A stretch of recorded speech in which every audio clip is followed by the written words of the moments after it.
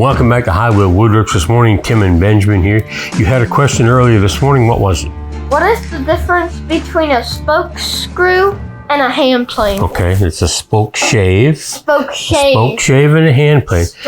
Basically, they're both sharp blades, and they're designed to shape the piece of wood. And a hand plane is that blade held in the body here and all this, and it's mostly designed for taking the edge or the face of a wood and making it nice and clean and flat.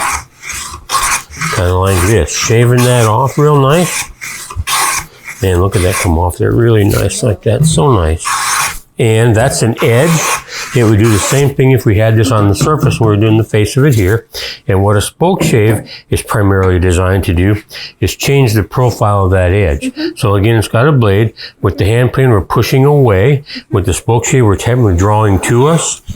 So it's taking that edge and it's shaving that edge like that. So now what we're doing is we're creating by turning it over like this and making our way down, we're making that edge round. So a spoke shave is going to shape the edge a little bit, whereas the hand plane is going to clean up the edge or the face of the board. So that's what the difference is. They both kind of do the same thing with a blade to remove the wood nice and sharp.